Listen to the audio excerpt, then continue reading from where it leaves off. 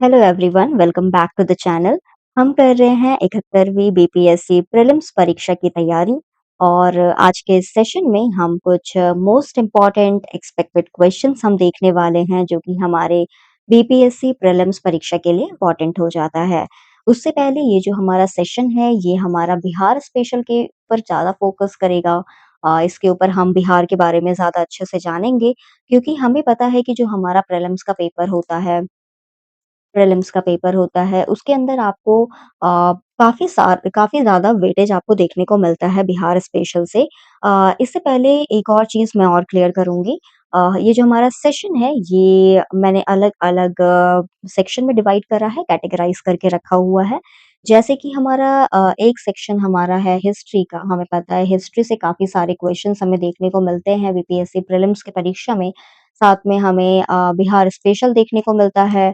इसके अलावा हमें करंट अफेयर्स देखने को मिलता है, तो ये सारे ही अलग-अलग जो कैटेगरीज़ हैं, अलग-अलग जो सेक्शंस हैं, उसके आपको अलग-अलग सेशंस देखने को मिलेंगे। अच्छा, चूँकि ये हमारा पहला सेशन है, तो आपको थोड़ा-सा कंपैरेटिवली आपको ना जो पेपर का लेवल होगा, वो थोड़ा-सा आसान देखने को मिलेगा। इतना आसान नहीं होगा कि आप उसे देखते ही बोले कि भई ये तो सबको ही आता होगा, तो नहीं, वो नहीं है। ऐसे क्वेश्चन्स मैंने लिए हैं जो कि मोस्ट एक्सपेक्टेड हैं, प्लस मैंने इसमें प्रीवियस ईयर के क्वेश्चंस भी ऐड करे हुए हैं, राइट? ये हमारे अच्छा, ये जो पूरा सेशन होगा ये हमारा एमसीक्यू बेस्ड होगा। आपको इसके अंदर एमसीक्यू फॉर्मेट में आपको क्वेश्चंस देखने को मिलेंगे। उसके अंदर आपको 4 ऑप्शंस देखने को मिलते हैं। 4 ऑप्शंस देखने को मिलते हैं और हम कैसे करेंगे, इस पूरे सेशन को कैसे करने वाले हैं, ये जो हमारे 4 ऑप्शंस होंगे हम इसे डीपली, थॉरोली हम डिस्कस करेंगे। हर एक ऑप्शंस को हम देखेंगे, एनालाइज़ करेंगे और समझेंगे कि क्या है वो टॉपिक, सो दैट जब हम परीक्षा में बैठें तो हमें वो ऑप्शन थोड़ा ऐसा अनजाना सा ना लगे। हमें लगे कि हाँ भैया, हमने पढ़ा हुआ है ये टॉपिक, हमने इसको कहीं न कहीं हमने देखा हुआ है। इस पूरे सेशन को आप फ्रूटफुल आप कैसे बना सकते हो?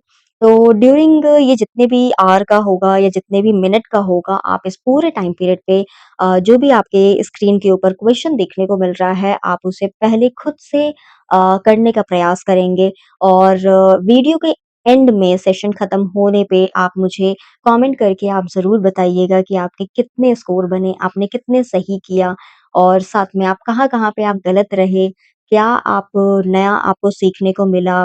मैंने इस वीडियो के ज़रिए मैं आपके लाइफ में क्या ऐड कर पाई हूँ, आपके नॉलेज को कितना बढ़ा पाई हूँ, आपके प्रिपरेशन को और कितना स्ट्रॉन्ग कर पाई हूँ, राइट?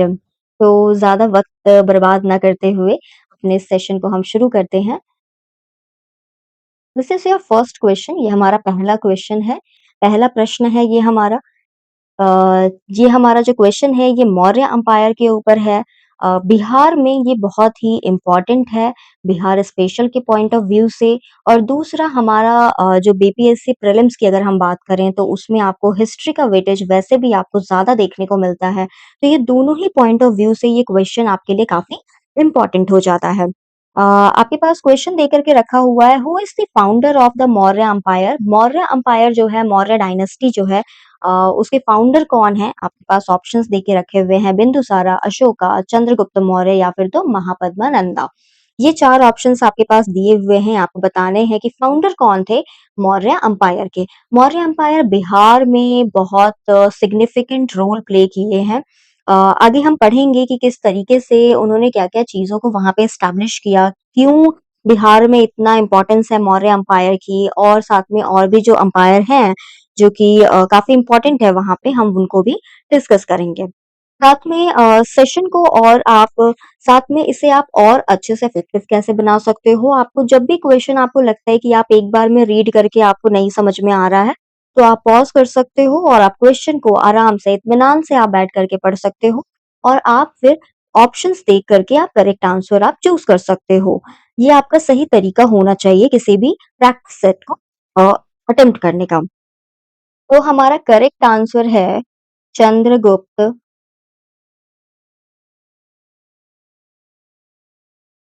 मौर्य। मौर्य एम्पायर के फाउंडर कौन थे? तो चंद्रगुप्त मौर्य थे। इन्होंने ही एस्टैब्लिश करा था इस पूरे डायनेस्टी को, इस पूरे एम्पायर को। अगर हम बिंदुसारा की बात करते हैं तो ये हमारे सेकंड एम्पायर थे मौर्य एम्पायर के, यानी कि चंद्रगुप्त मौर्य के बेटे थे बिंदुसारा। और अगर हम अशोका की बात करते हैं तो ये हमारे थर्ड एम्पायर थे और ये हमारे बिंदुसारा के बेटे थे। चंद्रगुप्त मौर्य के बारे में मैंने बताया कि ये हमारे फाउंडर थे मौर्य एम्पायर के, यानी कि फर्स्ट एम्पायर यही थे। और महापद्मा नंदा के बारे में अगर हम बात करेंगे, महापद्मा नंदा के बारे में अगर हम बात करेंगे तो इन्होंने नंदा एम्पायर को एस्टैब्लिश किया था। नंदा एम्पायर के फाउंडर महापद्म नंदा थे। तो हमने क्या पढ़ा, मौर्य एम्पायर जो था उसका फाउंडेशन चंद्रगुप्त मौर्य ने किया था। सेकंड एम्परर की अगर हम बात करते हैं तो बिंदुसारा आते हैं, बिंदुसारा के बाद अशोका आते हैं और फिर अगर हम महापद्मा नंदा की बात करते हैं तो इन्होंने नंदा एम्पायर को खड़ा किया था। ठीक है।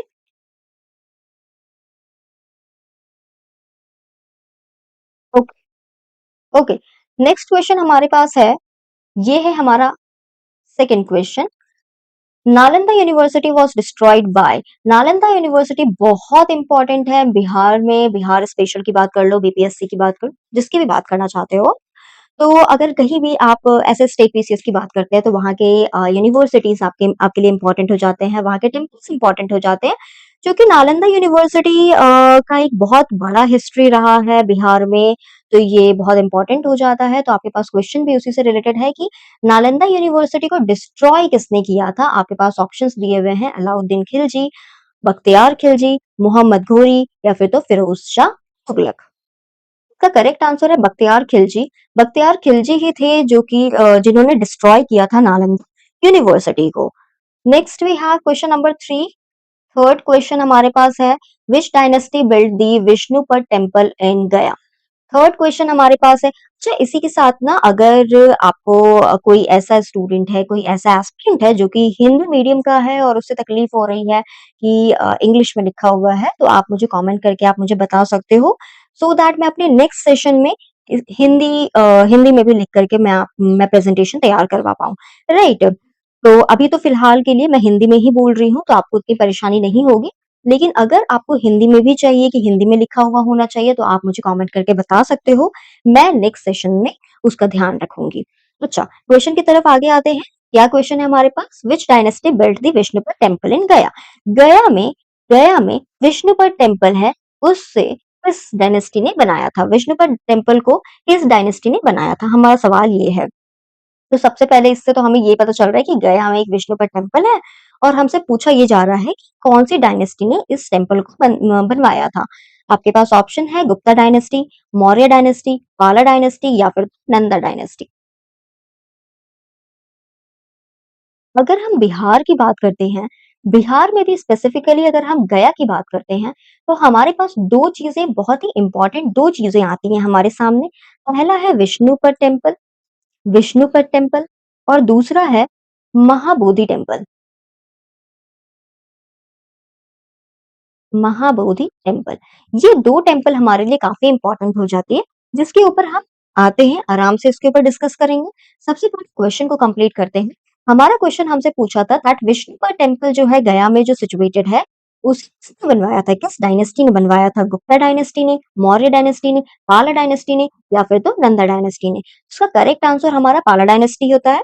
पाला डायनेस्टी ने ही बनवाया था विष्णुपद टेम्पल।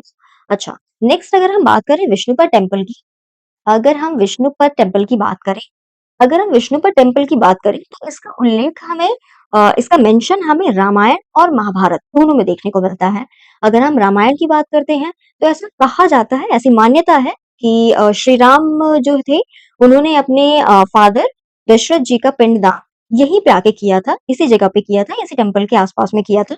तो इस पॉइंट ऑफ व्यू से भी ये इम्पोर्टेंट हो जाता है। और दूसरी बात, जो ये विष्णुपद टेम्पल है ये कहाँ पे सिचुएटेड है, तो ये गया में सिचुएटेड है, जो कि हमारे बिहार का सेकंड लार्जेस्ट सिटी है अगेन। ठीक है।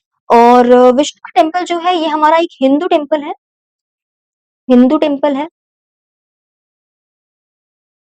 Dedicated to Vishnu. नाम से ही हमें पता चल रहा है विष्णु पद है, विष्णु को डेडिकेट किया गया है, लॉर्ड विष्णु के ऊपर है।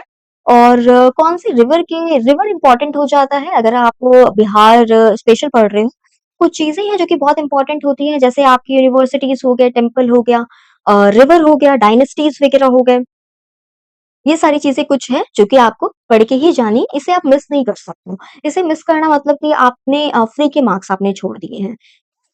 तो ये जो हमारा टेम्पल है विष्णुपद, ये हिंदू टेम्पल है, लॉर्ड विष्णु को डेडिकेट किया गया है।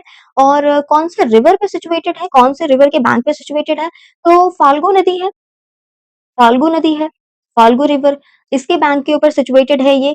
और आज के टाइम का जो आपको विष्णुपद टेम्पल देखने को मिलता है, जो आज के टाइम का जो टेम्पल है ये टेम्पल जो है ये आपका 1787 में बनाया गया था।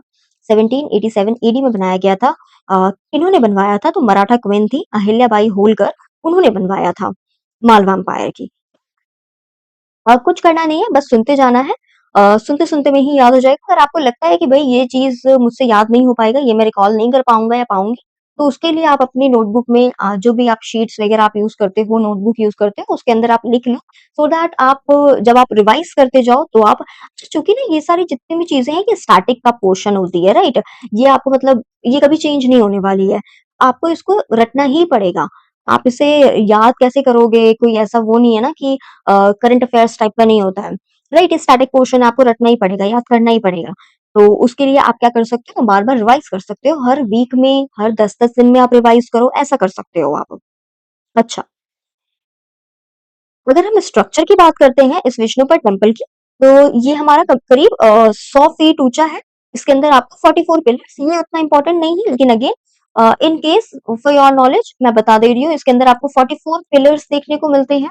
और ये जो पूरा मंदिर है, ये जो पूरा टेम्पल है, ये ब्लैक ग्रेनाइट स्टोन से बनाया गया था। और जो इनके कारीगर थे, वो स्पेशली जयपुर से आए थे। जयपुर से आए थे क्योंकि ये जो टेम्पल है, ये अहिल्याबाई होलकर ने बनवाया था, तो वो मालवा एम्पायर से थी, तो उन्होंने स्पेशली फिर जयपुर से बुलवा करके उन्होंने बनवाया था, राइट। नेक्स्ट अगर हम महाबोधि टेम्पल की बात करें तो महाबोधि टेम्पल,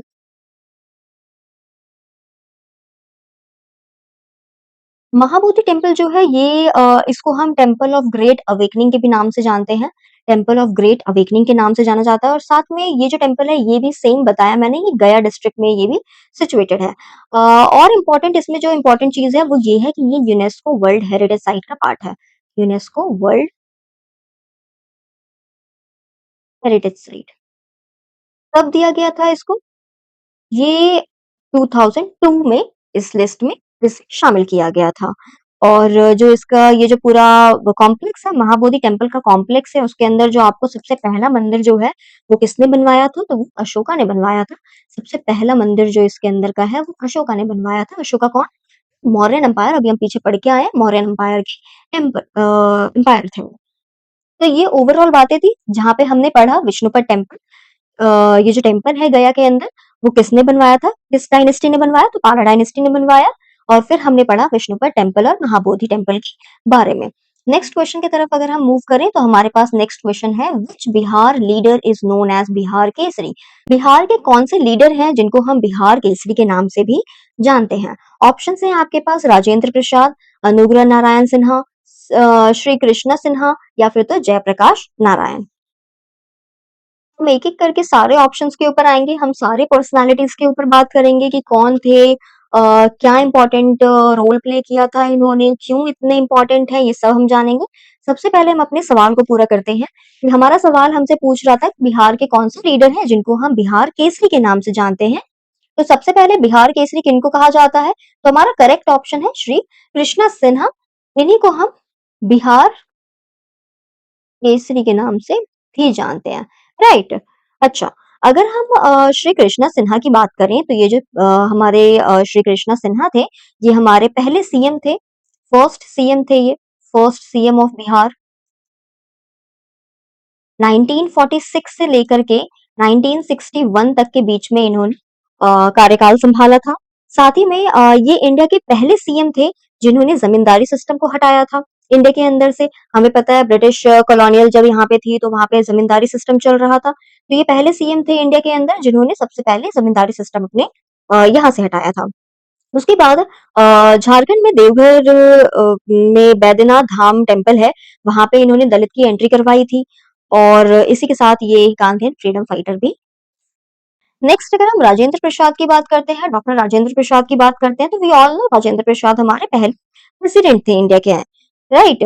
और 3 दिसंबर को हम इनका बर्थ एनिवर्सरी सेलिब्रेट करते हैं हर साल। 1946 में कॉन्स्टिट्यूएंट असेंबली 1946 में कॉन्स्टिट्यूएंट असेंबली में एज अ प्रेसिडेंट इलेक्ट हुए थे ये। और साथ में longest serving head head of India थे। करीब 12 साल ये करीब 12 साल ये इंडिया के प्रेसिडेंट रहे, यानी कि अभी तक के टाइम पीरियड पे सबसे longest serving head of India Rajendra Prasad ji रहे। राइट। साथ ही में अक्टूबर 1934 में आईएनसी का सेशन हुआ था, इंडियन नेशनल कांग्रेस का सेशन हुआ था, बॉम्बे सेशन हुआ था। तो उसमें आईएनसी का बॉम्बे सेशन हुआ था,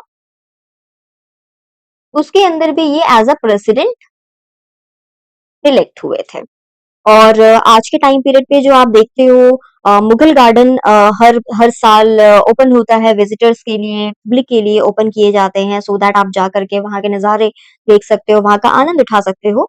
तो ये जो पूरा ट्रेडिशन है ये इन्होंने ही शुरू किया था, इन्हीं की लीडरशिप में इसे शुरू किया गया था। आज तक आप देखते हो मुगल गार्डन हर साल खोले जाते हैं और आम जनता वहाँ पे जा करके वहाँ पे एंजॉय करती है। और राजेंद्र प्रसाद के बारे में और है कि 1962 में इन्हें भारत रत्न से नवाजा गया था, भारत रत्न। और 1962 में ही इन्होंने पॉलिटिक्स से रिटायरमेंट भी ले ली थी। तो ये तो हमारी ओवरऑल ओवरऑल बातें हुई दैट डॉक्टर राजेंद्र प्रसाद का जो बर्थ एनिवर्सरी है 3 दिसंबर हम हर साल मनाते हैं। साथ में 1946 में ये कॉन्स्टिट्यूएंट असेंबली के अंदर president as a president elect हुए थे और इंडिया के ये पहले प्रेसिडेंट भी थे, रह चुके हैं। और साथ में आज तक के पूरे कार्यकाल की अगर हम बात करें, आज तक के पूरे हिस्ट्री की बात करें तो ये longest serving head of India रह चुके हैं। करीब 12 साल तक इन्होंने हेड किया था इंडिया को। और अक्टूबर 1934 में इंडियन नेशनल कांग्रेस का बॉम्बे सेशन हुआ था जिसके अंदर ये एज अ प्रेसिडेंट भी रोल प्ले किए थे। 1962 में इन्हें हमने भारत रत्न दिया था और 1962 में ही इन्होंने पॉलिटिक्स से रिटायरमेंट ले ली थी। नेक्स्ट हम बात करें अनुग्रह नारायण सिन्हा के बारे में। तो अनुग्रह नारायण सिन्हा जो है इन्हें हम बिहार विभूति के नाम से जानते हैं। अनुग्रह नारायण सिन्हा जो है इन्हें हम बिहार विभूति के नाम से जानते हैं। बिहार विभूति बेसिकली इंग्लिश ट्रांसलेशन इसका है ज्वेल ऑफ बिहार, बिहार के ज्वेल JEWEL। और ये हमारे पहले डिप्टी चीफ मिनिस्टर रह चुके हैं, फर्स्ट डिप्टी चीफ मिनिस्टर। और साथ में ये फाइनेंस मिनिस्टर का भी इन्होंने काम संभाला है 1946 से लेकर के 1957 तक के टाइम पीरियड पे। हमने पढ़ लिया श्री कृष्ण सिन्हा के बारे में, डॉक्टर राजेंद्र प्रसाद के बारे में, अनुग्रह नारायण सिन्हा के बारे में। अब हम पढ़ रहे हैं जयप्रकाश नारायण के बारे में। जयप्रकाश नारायण के बारे में सबसे इंटरेस्टिंग चीज तो ये है कि जो हमारा पटना का एयरपोर्ट है, अगर आप कभी पटना जा रहे हो तो पटना का जो एयरपोर्ट है वो इन्हीं के नाम पे रखा गया है। अच्छा, जयप्रकाश नारायण को हम पॉपुलरली इनको जेपी या फिर लोक नायक के नाम से भी जाना जाता है। इन्होंने 1929 में INC national Congress, Indian national Congress join किया था और काफी सारी चीजों में योगदान दिया था इन्होंने, जैसे सिविल डिसोबीडियंस मूवमेंट हो गया या फिर तो क्विट इंडिया मूवमेंट वगैरह हो गया उसके अंदर। बाद में कांग्रेस सोशलिस्ट पार्टी को को फाउंड किया था इन्होंने। और मेजर कंट्रीब्यूशन इन्होंने और कहाँ कहाँ दिखाया था, तो भूदान ग्रामदान मूवमेंट हुआ था उसमें भी इन्होंने कंट्रीब्यूट किया था, जो कि स्टार्ट किया गया था आचार्य विनोबा भावे के द्वारा। और वहां पे बात हो रही थी लैंडलेस, जितने भी लैंडलेस लोग हैं उनको लैंड डिस्ट्रीब्यूशन रीडिस्ट्रीब्यूशन करने की आवश्यकता थी। तो उस टाइम पे इन्होंने काफी सारा कंट्रीब्यूशन उसमें भी दिखाया था। और फाइनली जयप्रकाश नारायण जो थे, इन्हें 1999 में इनको भी भारत रत्न दिया गया। ये ओवरऑल बातें थी। अगर हम वापस से क्वेश्चन को देखें, एक समराइज करें तो बिहार लीडर के बारे में पूछा गया था कि वो कौन से बिहार लीडर हैं जिनको बिहार केसरी भी कहा जाता है। तो हमारा करेक्ट आंसर था Shri Krishna Sinha. Next next question आपके सामने है, which is the highest plateau of Bihar. Bihar में हाईएस्ट प्लेट्यू क्या है? प्लेट्यू को हम पठार कहते हैं, तो don't get confused, mountains plateau दोनों अलग अलग होते हैं। और क्वेश्चन आपसे ये कह रहा है कि बिहार में सबसे ऊंचा पठार कौन सा है, हाईएस्ट प्लेट्यू कौन सा है? और ऑप्शन है आपके पास Rajmahal hills, Rohtas plateau, Kaimur plateau या फिर तो छोटा नागपुर प्लेट्यू।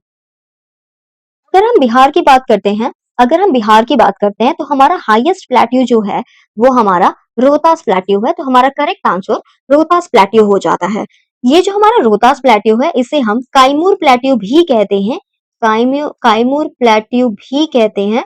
रीजन बीइंग कि दोनों की लोकेशन की वजह से हम बहुत बार इसे इंटरचेंजेबल यूज कर लेते हैं। और ये जो हमारा रोहतास प्लेट्यू है यहाँ पे आपको जो ज्यादा अमाउंट में आपको जो चीज मिलती है वो है हमारा लाइमस्टोन, जिसे आप हिंदी में चूना कहते हो। ये आपको रोहतास प्लेट्यू में काफी सारा देखने को मिल जाता है। ठीक है, ये तो आपका वन लाइनर टाइप के जो क्वेश्चंस होते हैं ना ये वैसे हैं, और काफी बार रिपीट किए जाने वाला क्वेश्चंस होते हैं इस तरीके से, तो आप इसे एक बार में देख करके आप इसे याद कर सकते हो। नेक्स्ट क्वेश्चन की तरफ हम मूव करते हैं। नेक्स्ट क्वेश्चन हमारा है which national park is located इन बिहार? इनमें से कौन सा नेशनल पार्क बिहार में लोकेटेड है? ऑप्शंस आपके पास हैं Valmiki national park, Rajaji national park, Kaziranga national park या सिमलीपाल नेशनल पार्क। तो हम सबको पता है कि बिहार में एक ही नेशनल पार्क है और वो है वाल्मीकि नेशनल पार्क। तो हमारा करेक्ट आंसर हो जाएगा वाल्मीकि नेशनल पार्क। अगर हम वाल्मीकि नेशनल पार्क की बात करते हैं तो ये हमारा कहाँ पे है? ये हमारा वेस्ट चंपारण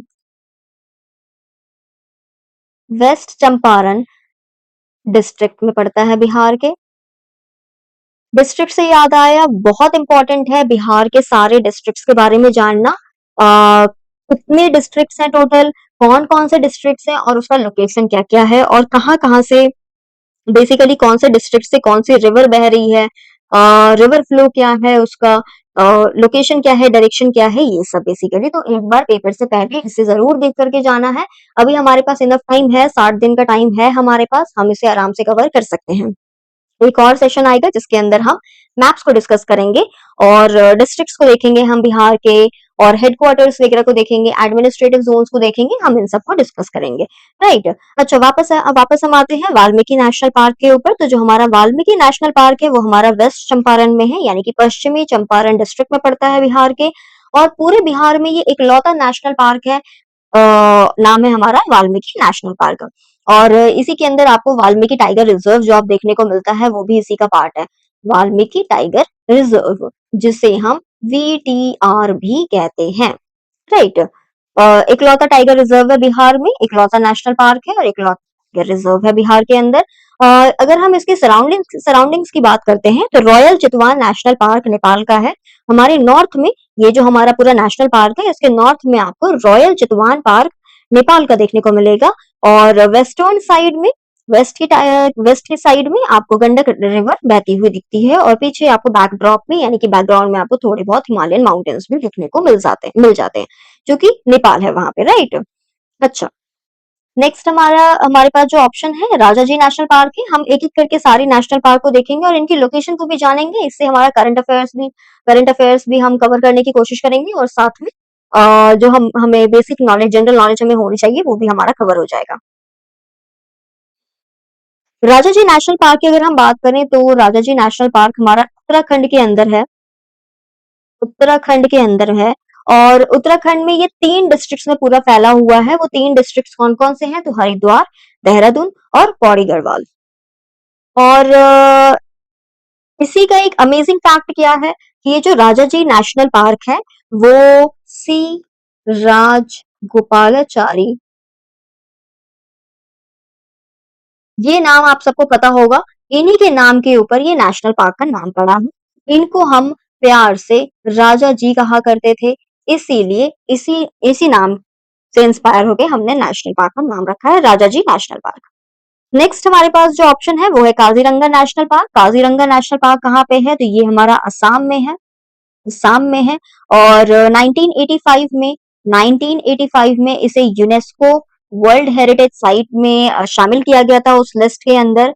और साथ ही में ये जो जगह है, जो काजीरंगा नेशनल पार्क है, ये अपने रिच बायोडाइवर्सिटी और वन हॉर्न राइनो के लिए बहुत जाना जाता है। और जो एक और इम्पोर्टेंट चीज इसमें ये है कि ब्रह्मपुत्र रिवर जो ब्रह्मपुत्र नदी है वो इसी नेशनल पार्क इर्द गिर्द है। जैसे हमने ऊपर पढ़ा वाल्मीकि नेशनल पार्क के आसपास कौन सी नदी है, तो वो गंडक नदी है, राइट। वैसे ही काजीरंगा में ब्रह्मपुत्र रिवर आपको देखने को मिल जाती है। सिमलीपाल नेशनल पार्क की अगर हम बात करें तो सिमलीपाल नेशनल पार्क सबसे पहले तो ये समझ लेंगे कि ये ओडिशा में है। और दूसरी बात, ये रिसेंटली न्यूज में भी रही थी, अप्रैल के मंथ में, अभी हाल ही में न्यूज में रही है, जिसके अंदर ओडिशा गवर्नमेंट ने बोल दिया कि भाई ये हमारा स्टेट का यानी कि ओडिशा का सेकंड नेशनल पार्क है ये। भीतरकनिका पहला नेशनल पार्क है ओडिशा का, और सेकंड हमने अब सिमलीपाल को भी घोषित कर दिया है। तो सिमलीपाल हमारा क्या हो गया है, second Odisha's national park after Bhitarkanika, right. अच्छा, कहाँ पे है ये, ओडिशा के मयूरभंज डिस्ट्रिक्ट में है ये। और काफी हाई प्लेट्यूज और हिल्स के सराउंडिंग में है ये पूरा नेशनल पार्क। खैरीबुरु, मेघाशनी जैसे हिल्स हैं, यहाँ पे पीक्स आपको देखने को मिलते हैं। और इसमें एक और चीज ऐड कर लो दैट 1956 में इसे हमने टाइगर रिजर्व डिक्लेयर कर दिया था। टाइगर रिजर्व हमने इसे डिक्लेयर कर दिया था। और 1973 में प्रोजेक्ट टाइगर में इसे इंक्लूड किया गया। प्रोजेक्ट टाइगर का ये हिस्सा बना था। और चूंकि ये एक और चीज इसमें ये है कि ये यूनेस्को वर्ल्ड हेरिटेज साइट नहीं है, यूनेस्को वर्ल्ड हेरिटेज साइट नहीं है ये, लेकिन 2009 में 2009 में यूनेस्को ने इसे रिकॉग्नाइज जरूर किया था as a part of world network of biosphere, right. UNESCO ऐसा नहीं, यूनेस्को समझ लो यूनेस्को वर्ल्ड हेरिटेज साइट नहीं है ये, बस रिकॉग्नाइज किया गया था कि भाई हाँ as a part of world network of biosphere हो, दैट्स इट, रिकॉग्नाइज किया गया था। यूनेस्को वर्ल्ड हेरिटेज साइट का हिस्सा नहीं है ये। ये हमारी तो ये हमारी पूरी नेशनल पार्क के ऊपर पूरी एक समरी थी दैट हमने सारे नेशनल पार्क के बारे में पढ़ा। वाल्मीकि हमारा इकलौता बिहार में नेशनल पार्क है और इकलौता हमारा टाइगर रिजर्व भी है। और इम्पोर्टेंट इसमें एक और चीज क्या था कि वेस्ट चंपारण डिस्ट्रिक्ट में है ये, और दूसरा कि इसमें गंडक नदी की बैंक पे है ये। उसके अलावा राजाजी नेशनल पार्क उत्तराखंड में है, काजीरंगा असम में है, सिमलीपाल उड़ीसा में है। नेक्स्ट नेक्स्ट हम क्वेश्चन की तरफ मूव कर रहे हैं। नेक्स्ट क्वेश्चन हमारे पास है, कौन से रिवर को सौरो ऑफ बिहार कहा जाता है। बिहार का पेपर दे रहे हैं, बीपीएससी का पेपर दे रहे हैं। ये इतनी बार, अब तो चलो अब तो फ्रीक्वेंसी बहुत कम हो गई है इस सवाल की, लेकिन पहले इतनी बार ये रिपीट हुआ है ये क्वेश्चन। अगर आप बीपीएससी दे रहे हैं तो सौरो ऑफ बिहार पूछते हैं, अगर आप वेस्ट बंगाल का पीसीएस देते हैं तो वहां पे आपसे दामोदर पूछा जाता है। तो इसका इसका जवाब दीजिए आप कि कौन सा रिवर है जिसे हम सोरो ऑफ बिहार कहते हैं। ऑप्शंस हैं गंडक, कोसी, गंगा या फिर तो पुनपुन। धीरे धीरे करके हम सारे रिवर के ऊपर आएंगे, सारे रिवर के बारे में जानेंगे, लेकिन फिलहाल इस सवाल का जवाब चाहिए कि कौन सी नदी है जिसे हम बिहार का सोरो यानी कि दुख कहा जाता है। हमारा करेक्ट आंसर है कोसी। हर साल कोसी नेपाल से आती है और अपने साथ ढेर सारा मलबा लेकर के आती है, डेब्रिस लेकर के आती है, और बिहार में बाढ़ लेकर के आ जाती है, राइट। तो कोसी ही है जिसे हम सोरो ऑफ बिहार कहते हैं, सोरो ऑफ बिहार कहते हैं। और ये जो हमारा रिवर है ये ट्रांस बाउंड्री रिवर है, ट्रांस बाउंड्री रिवर है। काफी सारे काफी सारे कंट्रीज से होते हुए गुजरती है, जैसे कि चाइना, नेपाल और इंडिया, ये तीन कंट्री से होते हुए निकलती है ये नदी। और ये गंगा की ट्राइब्यूटरी है। कोसी जो है वो तीन स्ट्रीम से बन करके मिल करके बनती है, सन कोसी, अरुण कोसी और तामुर कोसी। और ये सारे का ही जो ओरिजिन है वो हिमालयन रीजन है, नेपाल और तिब्बत के हिमालयन रीजन से ये सारी ही रिवर निकलती है, इकट्ठी होती है और फिर उसका नाम हम कोसी रिवर देते हैं। अच्छा, ये जब फ्लो होके आती है तो ये अपने साथ ढेर सारा मलबा लेकर के आती है, ढेर सारा डेब्रिस लेकर के आती है, और इसका कोई परमानेंट रूट नहीं होता है, कोई इसका जो कोर्स है, जो चैनल है वो एक फिक्स नहीं है, परमानेंट नहीं है। ये अपनी डायरेक्शन चेंज करती रहती है और उसी के लिए कोसी जानी भी जाती है, और उसी की वजह से हर साल बिहार में बाढ़ भी आता है। तो नॉर्थ इंडियन प्लेन्स में ये हमेशा डायरेक्शन अपनी चेंज करती रहती है। और इसकी टेंडेंसी जो होती है, इसे अगर हमने ऑब्जर्व करा तो इसकी जो टेंडेंसी होती है वो हमेशा वेस्टवर्ड डायरेक्शन, मोस्टली वो ऐसे तो पता नहीं चलता है कौन सा डायरेक्शन लेगी, लेकिन अधिकतर टाइम पे ये वेस्टवर्ड डायरेक्शन लेती है। और बिहार में काफी एग्रीकल्चरल लैंड को इस नदी ने खराब किया है, बर्बाद किया है। इसी वजह से हर साल बाढ़ आता है, हर साल भूखमरी आती है, हर साल एग्रीकल्चरल लैंड्स खराब होते हैं और बिहार में तबाही मचती है, बाढ़ आ जाता है और काफ़ी परेशान होती है वहाँ की जनता। तो ये तो हमारी कोसी नदी के ऊपर था। अगर हम गंडक की बात करते हैं, गंडक की बात करते हैं, अभी हम पीछे पढ़ के भी आए कि गंडक रिवर के ही बैंक के ऊपर हमारा वाल्मीकि टाइगर रिजर्व है, वाल्मीकि नेशनल पार्क भी है। और ये जो गंडक है इसे हम गंडकी के नाम से भी जानते हैं, गंडकी के नाम से भी जानते हैं। और अगर हम नेपाल की बात करते हैं तो नेपाल में इस नदी को नारायणी रिवर के नाम से जाना जाता है। नारायणी रिवर के नाम से जाना जाता है। ये जो नदी है ये नॉर्दर्न इंडिया यानी कि उत्तरी भाग इंडिया का और साथ में नेपाल इनसे होते हुए गुजरती है ये। ओरिजिनेशन की अगर हम बात करें, गंडक के ओरिजिनेशन की अगर हम बात करें, तिब्बत में तिब्बत में धौलागिरी के नॉर्थ से ये निकलती है ये नदी। और फ्लो की अगर हम बात करें तो इंडियन स्टेट्स जैसे कि बिहार हो गया, यूपी हो गया, उससे गुजरती हुई जाती है ये। और पटना के पास में ये गंगा से मिल जाती है। अगर हम इसके मेजर ट्राइब्यूटरीज की बात करें तो बूढ़ी गंडक, त्रिशूली, पंचांद, बड़ी, ये कुछ नदियां हैं जो कि इनके मेजर ट्राइब्यूटरीज हैं। गंगा भी ऑल नो गंगा, अगर आप यूपीएससी भी कर रहे हैं, बीपीएससी भी कर रहे हैं, कोई सा भी पेपर कर रहे हैं, आपको गंगा उसके लिए इम्पोर्टेंट हो जाता है। गंगा 5 टोटल 5 स्टेट से गुजरती है। गंगा टोटल 5 स्टेट्स, इंडिया के 5 स्टेट से होते हुए जाती है। कौन-कौन से हैं? तो उत्तराखंड, यूके, उत्तर प्रदेश, यूपी, बिहार, झारखंड और आखिर में वेस्ट बंगाल। और फिर आखिर में ये वेस्ट बंगाल से होते हुए बे ऑफ बंगाल यानी कि बंगाल की खाड़ी में जाकर के गिर जाती है। इसके ओरिजिनेशन की अगर हम बात करें, ओरिजिन कहाँ से है, तो जो भागीरथी है, भागीरथी गंगोत्री ग्लेशियर गौमुख में जो है वहां से भागीरथी निकलती है और वहीं से हम बोलते हैं कि हाँ ये हमारा ओरिजिन है गंगा का। देवप्रयाग में जहाँ पे अलकनंदा और भागीरथी मिलते हैं वहां से इस नदी का नाम हम इस नदी का नाम गंगा पड़ जाता है। और फिर ये वहां से उतरते हुए सबसे पहले प्लेन पे जो उतरती है तो वो पहला प्लेन जो होता है, लैंड प्लेन होता है, वो हरिद्वार होता है। और गंगा फिर यमुना के साथ मिलती है, संगम गंगा यमुना का संगम होता है कहाँ पे, तो प्रयागराज इलाहाबाद में। और फिर उसके बाद ये बहती हुई आती है, वेस्ट बंगाल की तरफ आती है। वेस्ट बंगाल में फड़क्का बैराज आता है, फड़क्का बैराज में पानी को डाइवर्ट किया जाता है। और फड़क्का बैराज से जो गंगा होती है वो हमारे 2 डिवीजन में डिवाइड हो जाती है, 2 ब्रांचेस में 2 शाखाएं ले लेती है वो। एक भागीरथी जो होती है जो कि हुगली की तरफ से यानी कि राइट हैंड में हमारा भागीरथी है, और लेफ्ट हैंड में भागीरथी यानी कि हुगली वाली नदी जो है जो कि हुगली में आकर के गिरती है, हुगली में आकर के गंगा मिलती है, तो मैं उसको बोल रही हूँ Bhagirathi Hooghly, that is on the right hand. और पद्मा लेफ्ट की तरफ पद्मा बन जाती है। पद्मा जैसे ही वो बांग्लादेश एंटर करती है तो गंगा का नाम बदल करके पद्मा हो जाता है। अगर हम पद्मा की बात करते हैं तो वो बांग्लादेश में एंटर करती है। बांग्लादेश में एंटर करके वहां पे ब्रह्मपुत्र और मेघना नदी से मिलती है और फिर नदी से मिलते मिलते वो आखिर में बंगाल की खाड़ी यानी कि बे ऑफ बंगाल में जाकर के गिर जाती है। अगर हम मेजर ट्राइब्यूटरीज की बात करें तो यमुना, रामगंगा, गोमती, घाघरा, गंडक, दामोदर, कोसी, ये सारे ही गंगा के ट्राइब्यूटरीज हैं। नेक्स्ट हमारे पास पुनपुन नदी है। पुनपुन बहुत ही छोटी नदी है, मतलब माइनर सी नदी है, लेकिन हाँ कल्चरली बहुत इंपॉर्टेंट हो जाती है ये। बिहार में इसकी बहुत मान्यता है। बेसिकली ये 2 स्टेट्स में है, एक बिहार में है, एक तो बिहार में और दूसरा झारखंड में है। छोटी सी नदी है, ये 2 ही स्टेट में है। और झारखंड की पलामू डिस्ट्रिक्ट में ये ओरिजिनेट होती है। चतरा, औरंगाबाद, गया और फिर पटना डिस्ट्रिक्ट से गुजरते हुए वो यानी कि बेसिकली इसका नॉर्थ ईस्ट डायरेक्शन होता है। और आखिर में ये गंगा नदी में मिल जाती है। पटना के पास फतुहा में गंगा नदी में ये पुनपुन मिल जाती है। तो ये हमारी पूरी नदी की बात हुई कि कौन-कौन से नदी बिहार में है। ये चारों ही नदी आपको बिहार में देखने को मिलते हैं, चारों के अपने अलग-अलग इंपॉर्टेंस होती है बिहार के अंदर, तो ये पढ़ के जाना होगा। नेक्स्ट क्वेश्चन हमारे पास है नेक्स्ट क्वेश्चन है हमारे पास, Bihar skill development mission was launched in. Bihar skill development mission है क्या बेसिकली, और कब लॉन्च किया गया था? तो सब पहले तो सवाल का जवाब देंगे, उसके बाद हम जानेंगे कि ये मिशन है क्या।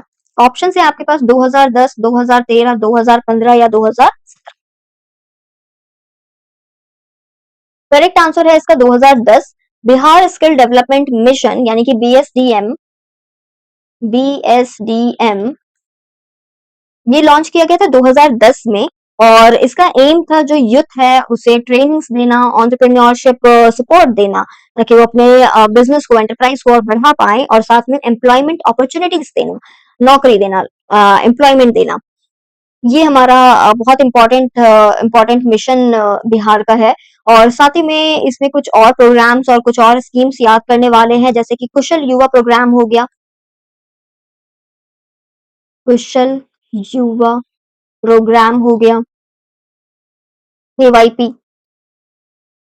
ये 2016 में इसे लॉन्च किया गया था, ये भी हमारे यूथ के लिए ही है और ये इम्पोर्टेंट भी है।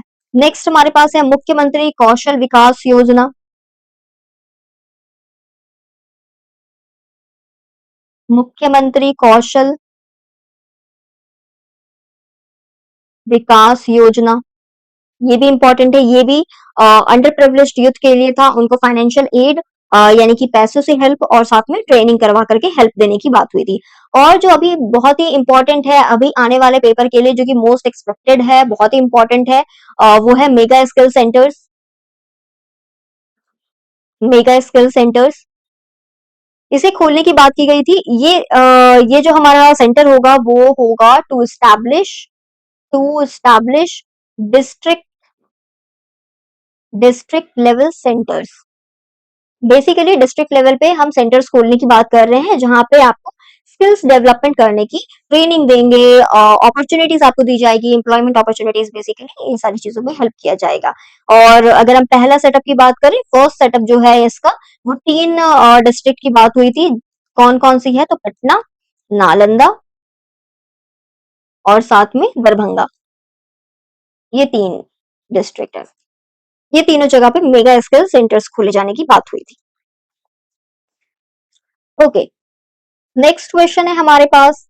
Next we have current number of Lok Sabha seats in Bihar. Bihar में लोकसभा सीट्स अभी अभी करंट नंबर क्या है लोकसभा सीट्स की? Options you have 38, 40, 42, 36।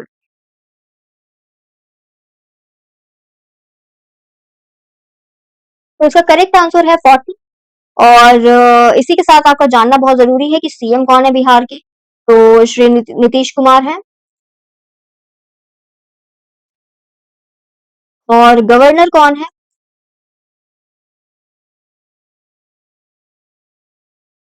Arif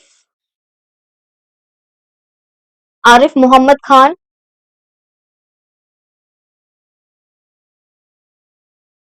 Arif Mohammad Khan. और फर्स्ट लेडी गवर्नर कौन? First lady governor of Bihar कौन कौन थी? तो ये थी Ram Dulari Sinha.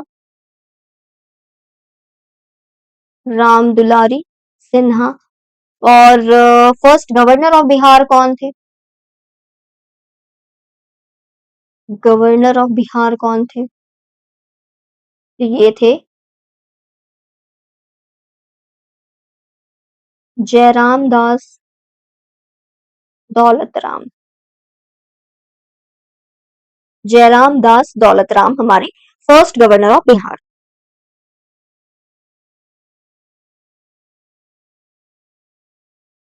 Okay, next we have question.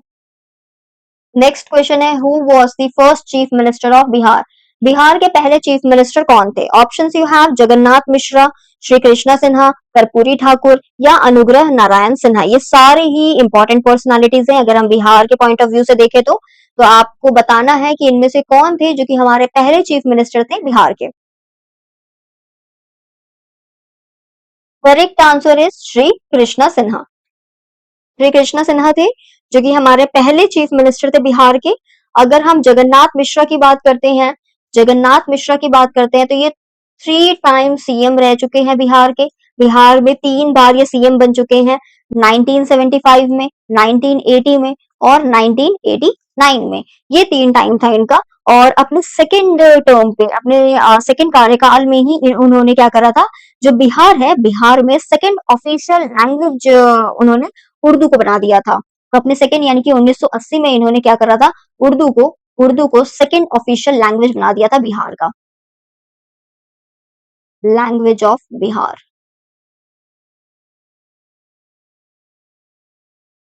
और साथ ही में क्या और साथ ही में क्या है ये, तो इंदिरा गांधी की सरकार जब थी तब इन्होंने एज अ रेलवे मिनिस्टर भी अपना काम संभाला था। अगर हम कर्पूरी ठाकुर की बात करें, कर्पूरी ठाकुर की अगर हम बात करें तो इन्हें हम जन नायक कहते हैं, जन नायक कहते हैं। और ये बिहार में 11th सीएम थे, 11th chief minister of Bihar थे। 2 बार बन चुके हैं ये, 1970 से 71 और दूसरा 1977 से 79। और इम्पोर्टेंट इसमें ये है कि 2024 में, लास्ट ईयर 2024 में इनको भारत रत्न दिया गया,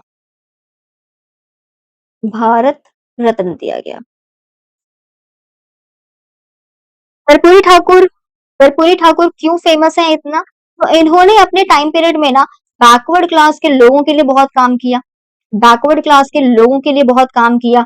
जो आज के दिन में आप देखते हो 26% रिजर्वेशन मॉडल है बिहार के अंदर, 1978 में उन्होंने इंट्रोड्यूस किया था। उसके अंदर काफी सारा कोटा लेकर के आए थे वो, मोस्ट बैकवर्ड क्लास के लिए, ओबीसी के लिए, विमेन के लिए, इकोनॉमिकली कास्ट के जो इकोनॉमिकली बैकवर्ड क्लासेस है उनके लिए। इस वजह से ये कर्पूरी ठाकुर इंपॉर्टेंट हो जाते हैं।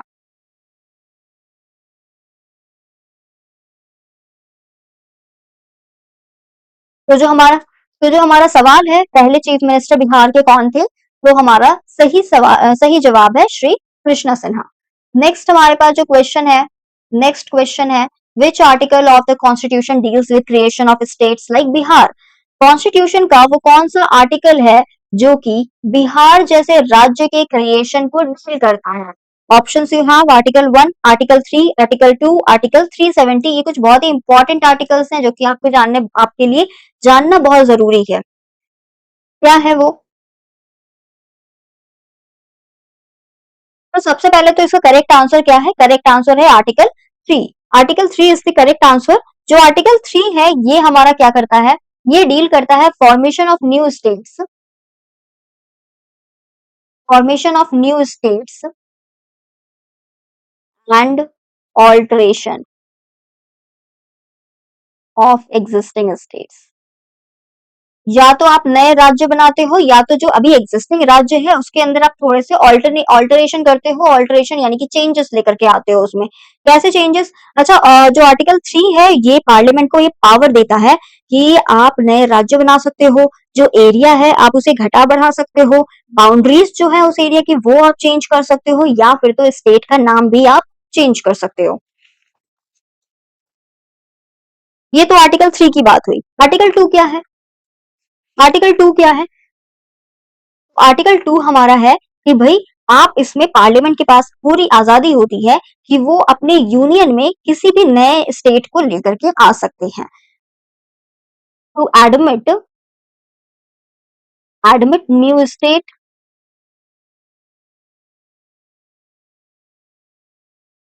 That are already in existence. कोई ऐसा राज्य है जो कि पहले से एग्जिस्ट करता है, आप उसे अपनी यूनियन में शामिल कर दिए। या तो आपको ये करने की आजादी होती है, या तो आप क्या कर सकते हो, to establish new states that are not part of India, not part of India, but may be incorporated.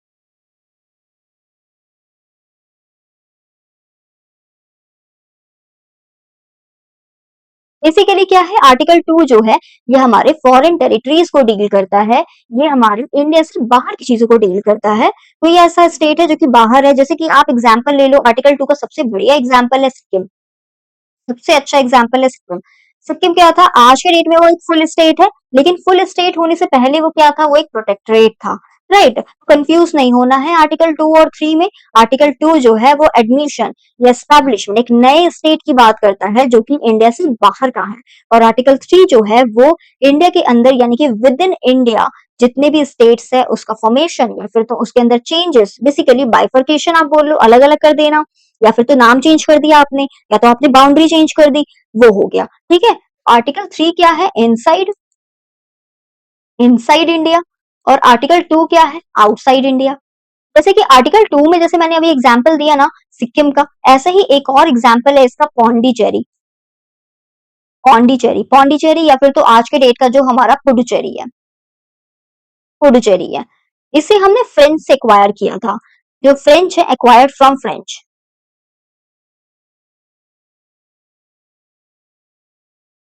Acquired from French via treaty या फिर तो वाया एक्ट, और कब किया था? 1950 में किया था, और ये हमारा 1975 में हुआ था, राइट। अच्छा, अच्छा, आर्टिकल 2 हमें पता चल गया, आर्टिकल 3 हमें पता चल गया, ठीक है। अब आर्टिकल 1 क्या है? आर्टिकल 1 क्या है? आर्टिकल 1 में क्या है? तो डेफिनेशन है बेसिकली। आर्टिकल 1 में कहते हैं ना, India that is Bharat shall be A union of states, जिसके अंदर आर्टिकल 1 जो है वो डिफाइन करता है कि भाई जो ऑफिशियल नेम है इंडिया का, इंडिया या फिर तो भारत, दोनों ही, both are the constitutionally valid names, right. आप दोनों ही यूज कर सकते हो। और दूसरा क्या इसके अंदर बोलते हैं? आर्टिकल 1 के अंदर बोला जाता है दैट इंडिया जो है वो यूनियन है, यूनियन है, ना कि फेडरेशन है। जैसे कि यूएस है ना, यूएस में बोलते हैं फेडरेशन है, लेकिन हम इंडिया में बोलते हैं भाई ये यूनियन ऑफ स्टेट्स है, यूनियन है ये, ठीक है। क्या क्या आता है इस यूनियन के अंदर में? स्टेट्स, यूनियन टेरिटरीज, और आगे फ्यूचर में कोई भी अगर आप टेरिटरीज एक्वायर कर रहे हो, आप यानी कि इंडिया इंडिया कोई भी टेरिटरीज एक्वायर कर रही है तो वो सारे ही यूनियन के अंदर आएंगे।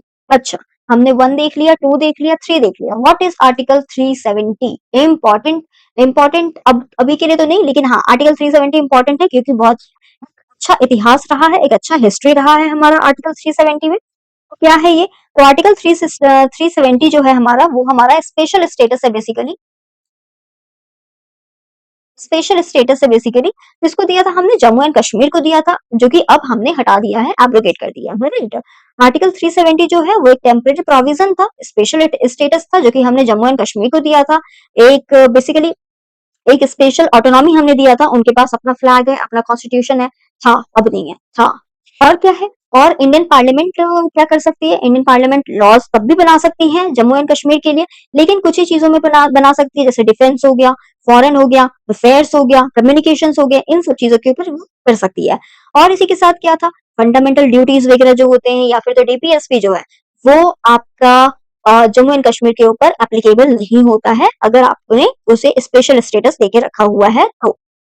अच्छा, जम्मू एंड कश्मीर जो है उसके पास अपने लॉज हैं, सिटीजनशिप के लिए, प्रॉपर्टी राइट्स के लिए, फंडामेंटल राइट्स के लिए, इन सब के लिए उनके पास अपना अपना एक अलग अलग लॉ है।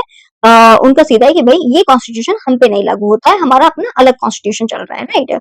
और जितने भी नॉन रेजिडेंट्स है वहां पे, यानी कि जो हमारा जम्मू एंड कश्मीर को छोड़ करके बाकी जितने भी जगह के लोग हैं, वो वहां पे जाकर के जमीन नहीं खरीद सकते हैं, लैंड नहीं खरीद सकते। दैट इज प्रॉपर्टी राइट के अंदर उन्होंने कुछ राइट्स को अपने सिक्योर करके रखा हुआ था। और 5 अगस्त 2019 को आर्टिकल 370 को हटा दिया गया था थ्रू प्रेसिडेंशियल ऑर्डर, और जम्मू एंड कश्मीर को जो स्पेशल स्टेटस दिया गया था वो वापस ले लिया गया।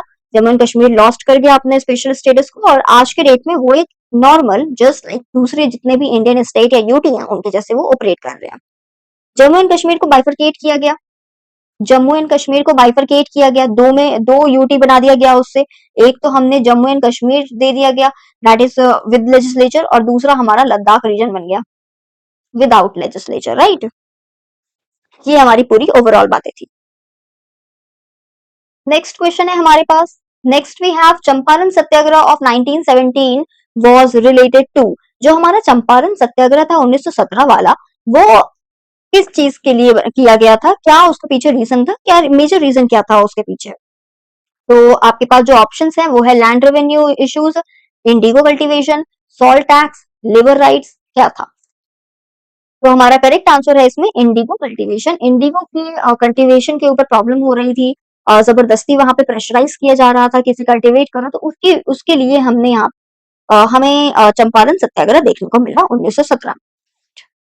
Next, next question we have, who led salt Satyagraha in Bihar? Salt Satyagraha हुआ तो था, गांधी जी ने किया तो था, और वो तो बिहार में नहीं किया था उन्होंने, उन्होंने तो कहीं और किसी और लोकेशन में किया था।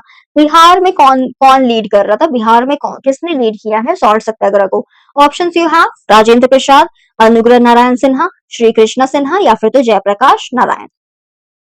करेक्ट आंसर है राजेंद्र प्रसाद, डॉक्टर राजेंद्र प्रसाद ने ही बिहार में सॉल्ट सत्याग्रह लीड किया था। Next question we have, in which year was the Bihar state separated from Bengal presidency? कौन से साल में, कौन से ईयर में बिहार बंगाल प्रेसिडेंसी से अलग हुआ था? इंपॉर्टेंट, बहुत बार पूछा जाने वाला क्वेश्चन और आपको आना चाहिए ये क्वेश्चन, ऐसा इंपॉर्टेंट क्वेश्चन।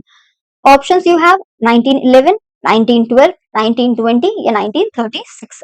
कौन से साल में बिहार बंगाल प्रेसिडेंसी से अलग हो गया था? 1911 में, 1912 में, 1920 में या 1936 में?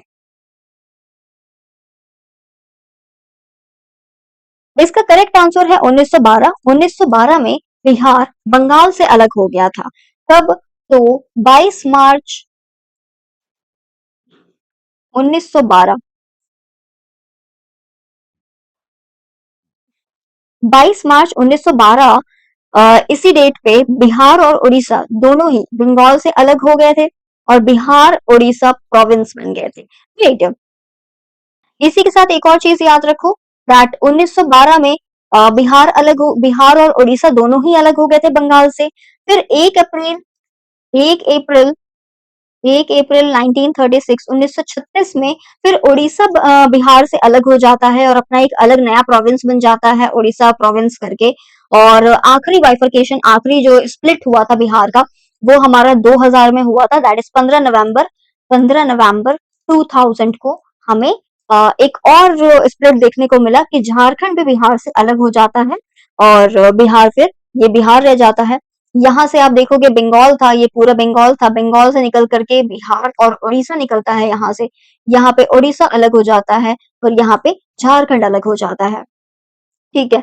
अच्छा, उसके अलावा आपके पास और कुछ ईयर दिए हुए हैं, दैट इज 1911, 1920 और 1936। कुछ इंपॉर्टेंट हुआ था क्या जो आपको याद रखने की जरूरत है, जो कि हिस्ट्री के पॉइंट ऑफ व्यू से काफी इंपॉर्टेंट है? तो देखो, 1911 जो है, 1911 इज इंपॉर्टेंट फॉर दिल्ली दरबार।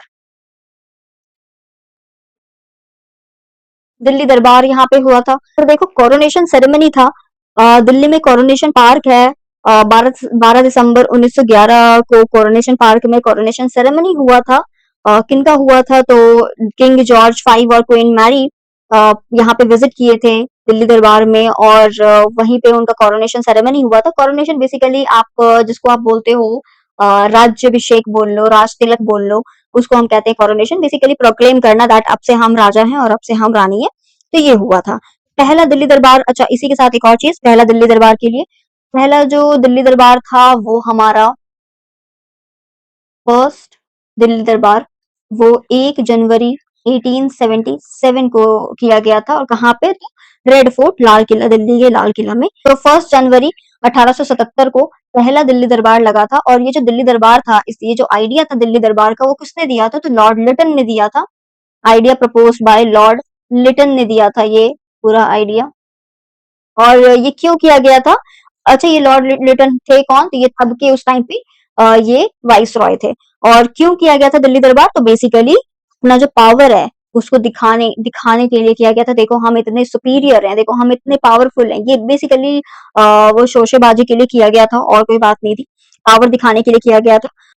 और ये जो किंग जॉर्ज फाइव थे, ये जो दिल्ली दरबार है यहाँ पे विजिट किए थे जो किंग जॉर्ज फाइव, ये पहले और दी ओनली ब्रिटिश मोनार्क थे जो कि अटेंड किए थे ये दिल्ली दरबार को इन पर्सन में। ठीक है। इसके अलावा दिल्ली दरबार में और क्या अनाउंस किया गया था, क्या इंपॉर्टेंट जो इवेंट हुआ था, क्या इंपॉर्टेंट इवेंट हुआ था?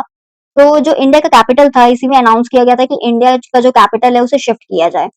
इंडिया कैपिटल शिफ्ट कहाँ से? पहले हमारा कैपिटल कालकाटा हुआ करता था, कैलकाटा से शिफ्ट करके दिल्ली कर दिया गया कि वहां पे उन्होंने स्ट्रेटेजिकल मूव था उनका। अच्छा, ये तो हुई सारी बातें। इसी के साथ एक और चीज याद करो कि 1911 में एक और चीज हुआ था, दैट 1905 का जो बंगाल पार्टीशन था उसको एनलिफाई कर दिया गया था, उसे रिवर्स कर दिया गया था कि नहीं ठीक है हटाओ। तो ये अच्छा, और ये जो पार्टीशन हुआ था किसने किया था? तो कर्जन, लॉर्ड कर्जन ने किया था। हम कहते हैं कर्ज था वो हमारे लिए। लॉर्ड कर्जन ने किया था बंगाल पार्टीशन 1905 में और 1911 में इसे एनलिफाई कर दिया गया था। राइट। तो ये तो हुई 1911 की बात। 1912 में हमारा ये बिहार अलग हो गया था बंगाल प्रेसिडेंसी से। और अगर हम 1920 की बात करें, 1920 की बात करें तो 1920 में हमारा नॉन कॉपरेशन मूवमेंट लॉन्च किया गया था, ऑफिशियली लॉन्च किया गया था महात्मा गांधी जी के द्वारा। तो नॉन कॉपरेशन मूवमेंट हुआ था। नॉन कॉपरेशन मूवमेंट क्यों किया गया था? क्यों किया गया था? क्या रीजंस थे उसके पीछे? क्यों नॉन कॉपरेशन मूवमेंट ये प्रोटेस्ट कर रहे थे हम? 1919 में रॉलेट एक्ट था, उनके अगेंस्ट में थे हम। 1919 में जलियांवाला बाग मैसाकर हुआ था, उसके अगेंस्ट में हम कर रहे थे। और साथ में खिलाफत मूवमेंट भी था उस टाइम पीरियड पे, उनके लिए भी ये नॉन कॉपरेशन मूवमेंट किए। और उसी के बाद 1920 में एक और चीज क्या था, तो सितंबर 1920 की अगर हम बात करें, सितंबर 1920 में ही कांग्रेस का एक स्पेशल सेशन हुआ था कैलकाटा के अंदर में। कैलकाटा सेशन हुआ था इनका, जिसके अंदर लाला लाजपत राय थे। लाला लाजपत राय थे। इन्होंने ये प्रेसिडेंट थे उस टाइम पीरियड पे। और इस जो ये हमारा पूरा सेशन था, इसके अंदर गांधी जी के जो प्रपोजल था नॉन कॉपरेशन मूवमेंट वाला, इसको अप्रूव किया गया था बेसिकली। और फिर दिसंबर, हाँ दिसंबर 1920 में फिर नागपुर सेशन हुआ था। दिसंबर 1920 में नागपुर सेशन हुआ था।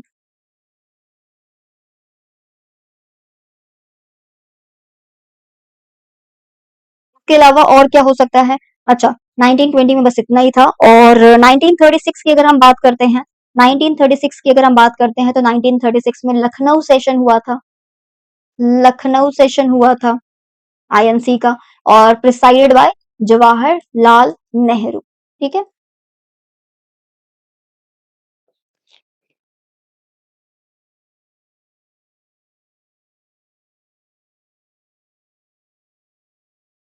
तो हमारी सारी बेसिक बातें थी कि क्या क्या कौन कौन से ईयर में क्या मेजर इवेंट्स हुए थे। आपका क्वेश्चन आपसे ये पूछ रहा था कि बिहार कौन से साल में बंगाल से अलग हुआ था। 1912 में बिहार बंगाल से अलग हुआ था। और हाँ, और 22 मार्च, हर साल हम 22 मार्च को हम क्या, बिहार दिवस भी इसीलिए मनाते हैं क्योंकि हम इसी दिन अलग हुए थे, बिहार इसी दिन अलग हुआ था। ठीक, चलते हैं नेक्स्ट क्वेश्चन की तरफ। नेक्स्ट क्वेश्चन जो हमारा है वो है, total number of districts in Bihar is. Bihar में टोटल कितने डिस्ट्रिक्ट्स हैं, कितने जिले हैं वहां पे? तो 38, 36, 40 या 39? कितने जिले हैं? तो टोटल बिहार में 38 जिले हैं। 38 जिले हैं बिहार में टोटल। बिहार में टोटल कितने जिले हैं? तो टोटल बिहार में 38 जिले हैं। और इसी के साथ आपने अभी तक 15 क्वेश्चन कर लिया इन डिटेल्स, जिसके अंदर हमने चारों ऑप्शंस को अच्छे से डिस्कस भी किया। और हमने ढेर सारी अपने नॉलेज को हमने होन अप किया है, और उसे बेहतर किया है, राइट। नेक्स्ट क्वेश्चन जो है, नेक्स्ट क्वेश्चन जो है ये आपका होमवर्क है। आप इसका जवाब आप मुझे कमेंट सेक्शन में दोगे कि Kaimur wildlife sanctuary is located in which districts. District, कौन से डिस्ट्रिक्ट में Kaimur wildlife sanctuary located है? Options are Rohtas, Gaya, Goa. गोवा क्यों बोल रही हूँ मैं? रोहतास, गया, नालंदा या फिर तो भागलपुर। इनमें से कौन से डिस्ट्रिक्ट में Kaimur wildlife sanctuary located है? आप इसका जवाब कमेंट सेक्शन में दोगे। और साथ ही में आप मुझे कमेंट करके बताओगे कि आपका स्कोर कितना रहा, आपने 15 में से कितना आप लेकर के आए हो, कितना आपने सही करा है, और इसमें से कौन सी चीज थी जो आपको नहीं पता थी, जो मैंने बताया, और और आपके नॉलेज में थोड़ा सा मैंने ऐड ऑन किया है, राइट।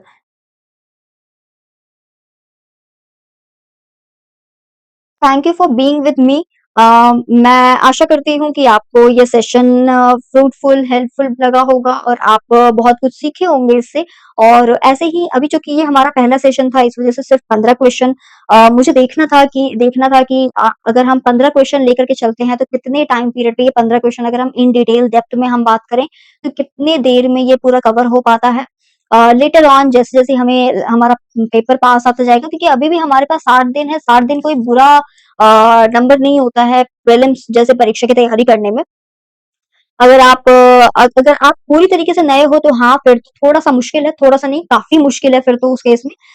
60 दिन मैं सबके लिए बोल रही हूँ। अगर कोई ऐसा स्टूडेंट है जो कि बहुत पहले से पढ़ रहा है, तो 60 दिन में अब आपको सिर्फ अपनी चीजों को बेहतर पॉलिश करने की जरूरत है।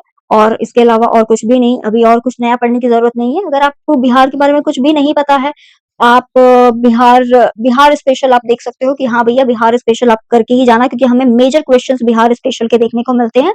और साथ में हिस्ट्री हो गया। जैसे कि हमें पता है। अच्छा, इसी के ऊपर मैं एक अलग से एक अच्छा सा एक डेडिकेटेड वीडियो भी ले आऊँगी, जिसके अंदर हम पूरा डिस्कस करेंगे कि कौन से सेक्शन से हमें सबसे ज़्यादा क्वेश्चंस देखने को मिलते हैं और किस तरीके से बिहार बीपीएससी हमसे किस तरीके से क्वेश्चन पूछता है। साथ ही में हम आने वाले सेशन में हम प्रीवियस ईयर के क्वेश्चन भी हम डिस्कस करेंगे और अपकमिंग टाइम पीरियड में मैं ऐसे ही 20-25 क्वेश्चन का प्रैक्टिस सेट लेकर के आऊँगी मैं, जिसमें आपको प्रैक्टिस करने के लिए आपको एक पूरा का पूरा क्वेश्चन का पूरा सेट मिल जाएगा और आपके लिए कॉन्फिडेंस आप थोड़ा-सा बूस्ट कर पाओगे उसे सॉल्व करके, राइट?